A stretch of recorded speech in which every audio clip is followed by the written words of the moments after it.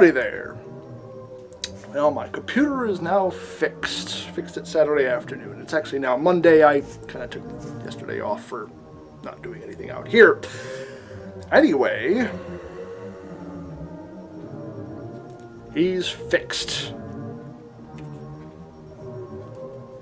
See that right there? That's where the brake was.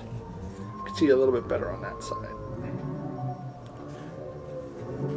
He seems very sturdy. My repair job worked fairly well. I'm hoping at least a few of you out there learned a little something about repairing some items, specifically plastic and maybe some wood items. You need support and whatnot, and proper glue.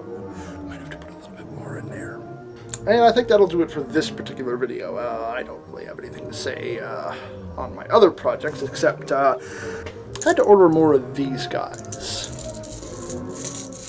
It's a Lazy Susan bearing. So basically it's just a couple of pieces of metal and it has little bar bearings in there. These are specifically for servo heads. Servo heads need, this reduces the tension. I know Jim has successfully constructed robots that don't have this particular item, but I prefer having this. Plus it also makes them sound a little bit more robotic, like a little motor is going off. I actually have many people saying, "Is that motorized?" And I'm like, no, it's just this guy. And yeah, you're looking at the last one I have.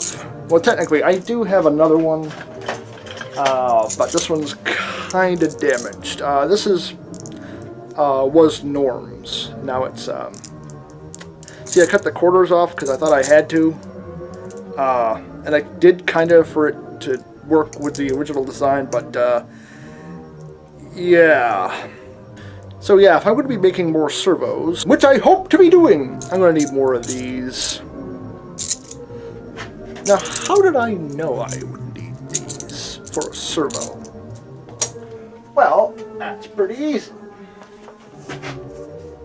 See, I didn't just figure out how they built Tom, Crow, and the rest from the classic Mystery Science Theater 3000. I had a little help.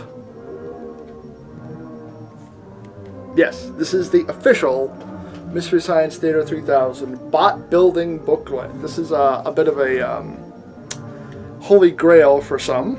I'm actually not sure how much this is going for on eBay now. Of course, mine is far from pristine because I use it. Something sticky in there. But yes, this is how I figured out he would need a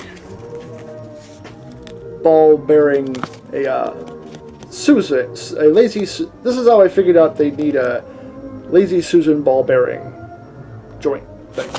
Of course, theirs is a little bit larger because their servo is a full-size servo, and mine are generally half size, or maybe 75% in size. They're not exactly the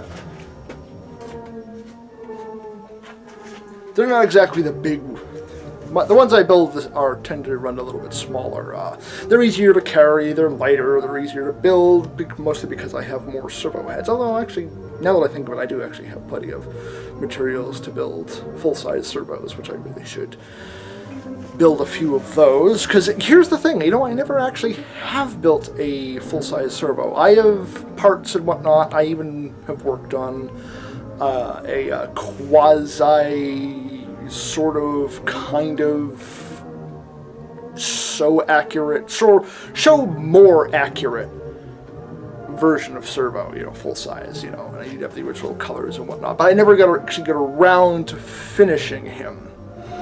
I got kind of sidetracked because it's honestly just so much easier to just not pay attention to exactly what parts I need. I mean, it's great to have the guide that tells me exactly what parts I need, or what the shapes are for different things and how they made them and whatnot, but it's another to just be able to just build something more original and using the same schematic to make more designs. I really like doing that, and that way I can be a little bit more creative. Now, if you want to know the general size differential between the more traditional full-size servos and the smaller ones that I build, here's the smaller ones that I build, and here is the full-size. You can see the full-size one, the dome is a lot bigger in proportion to the rest of it, whereas this guy uses a little dome. And this is the servo, like, canonical style servo head.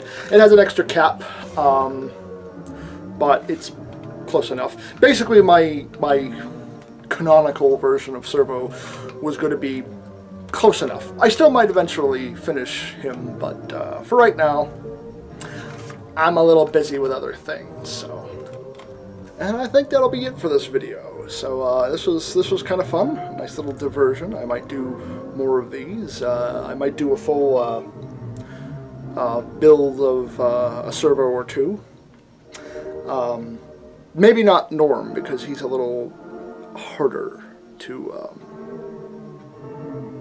do. Because him, I have to do a lot of what I call pathfinding, which is just finding parts, modifying parts, and just seeing exactly how he's going to be built, because he's more original of a design. Whereas servos are generally very simple. They have like a canister body, a bowl for a hover skirt, and of course the gumball machine head. I can swap out different arms, various springs, various tubes. It's actually fairly simple to build a regular old servo, so that might be a fun little project to see exactly how I do that. Oddly enough, half of my servos are really just the paint job. Seriously, the paint is what makes them pop. So I try to keep in mind the color scheme as I'm building them, because the design will play off of this color scheme often. Until next time, Pilgrim. Hello there, friends. It's your old pal, Bobby Roquefort. And if you like this video, please give it a like. And if you'd like more of that, unsubscribe to our channel.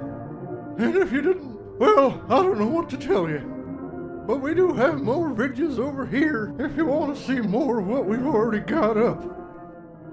That's it. Help me.